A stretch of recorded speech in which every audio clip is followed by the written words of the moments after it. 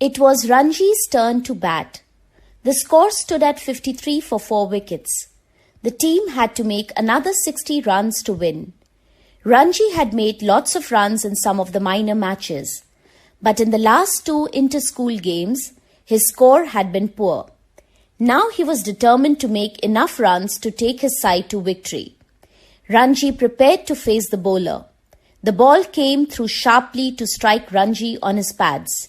"How's that?" screamed the bowler, hopping about like a kangaroo. The umpire slowly raised a finger. "Out," he said. It was Ranji's turn to walk back to the shed. The match was won by the visiting team. The coach was stern. "You'll have to make more runs in the next game," he told Ranji, "or you'll lose your place in the side." Ranji walked slowly homewards, his head down. He was very upset. When an important game had come along, he had failed to make a big score. He couldn't bear the thought of not being a part of the school team. On his way home, he had to pass the clock tower where he often stopped at Mr. Kumar's sports shop to look at all the things on the shelves: footballs, cricket balls, badminton rackets. It was Wonderland where Ranji usually liked to linger. But on this day, he didn't feel like looking at them. He was about to cross the road when Mr. Kumar's voice stopped him. "Hello, Ranji. Off in a hurry today? And why are you looking so sad?" So Ranji had to stop. He couldn't ignore Mr. Kumar, who had always been kind and helpful. Mr. Kumar had been a state-level player once and had scored a century in a match against Tanzania. He thought Ranji would become a good cricketer. "Lost the game today?" he asked, as Ranji stepped into the shop.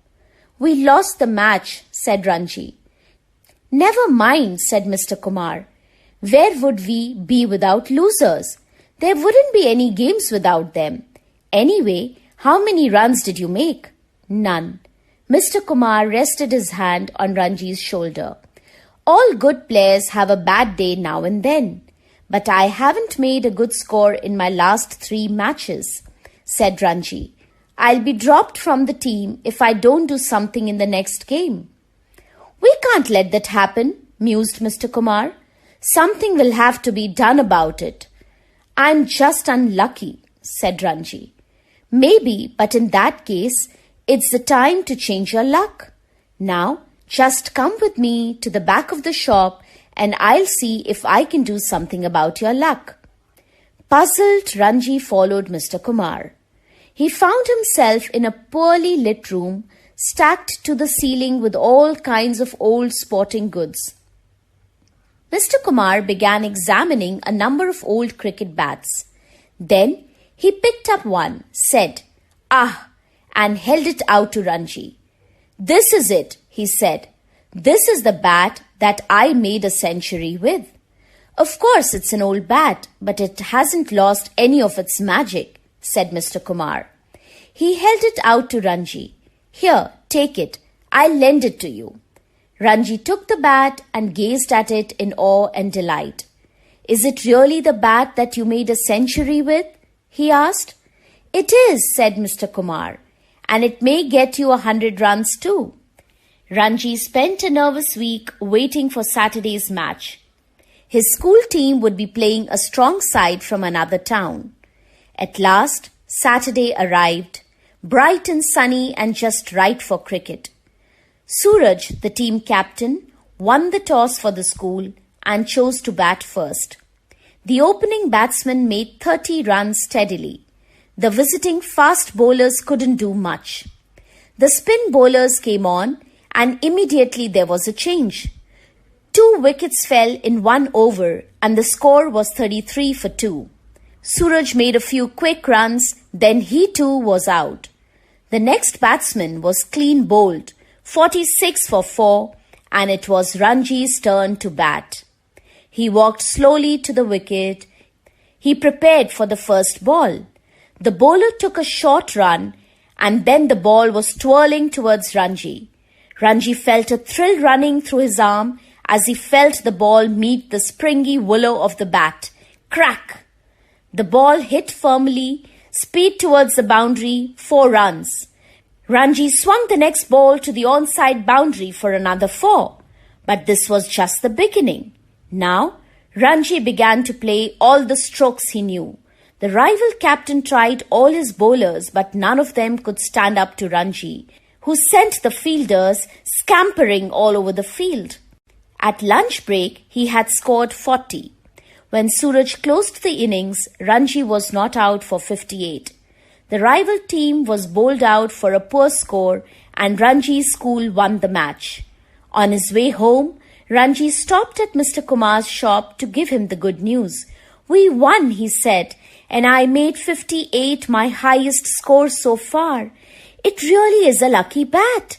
"I told you so," said Mr. Kumar, giving Ranji a warm handshake. "There'll be bigger scores yet." Ranji went home in high spirits. Mr. Kumar was right. It was only the beginning of Ranji's success with the bat. In the next game, he scored 40. The game that followed was a 2-day match and Ranji made 45 runs. In the second innings, when the school team needed only 60 runs for victory, Ranji was batting with 25 when the winning runs were hit.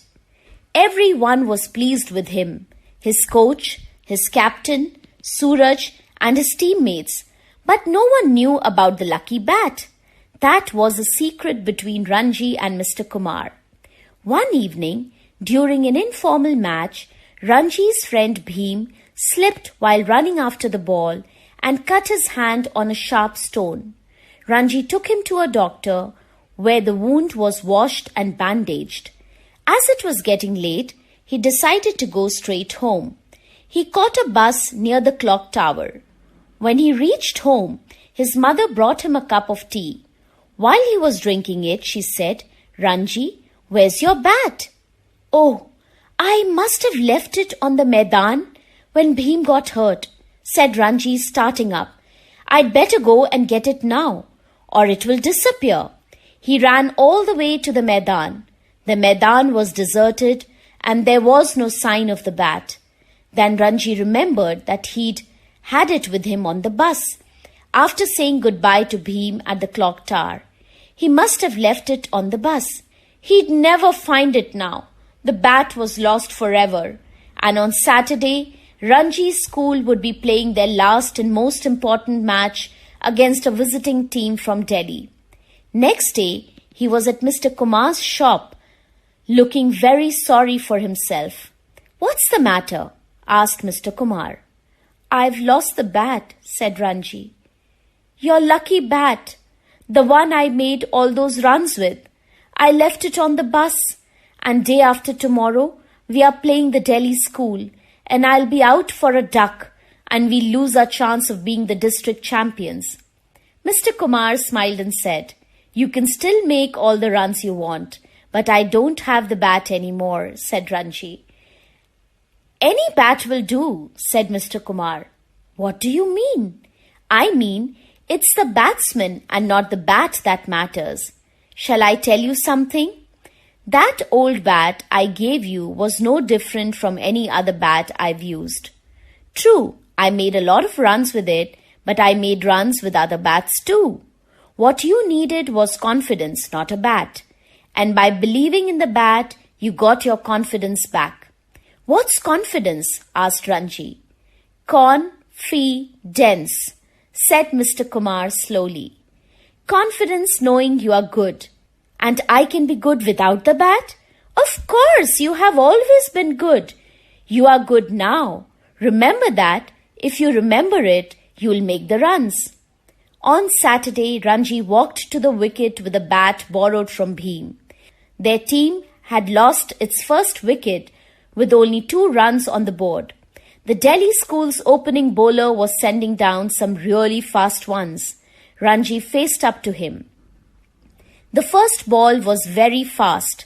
Quick on his feet, Ranji stepped back and pulled it hard to the on boundary. The ball soared over the heads of the fielders and landed with a crash in a crate full of cold drink bottles. "A 6! Everyone stood up and cheered. And it was only the beginning of Ranji's wonderful innings. The match ended in a draw, but Ranji's 75 was the talk of the school. On his way home, he bought a dozen laddus for Mr. Kumar.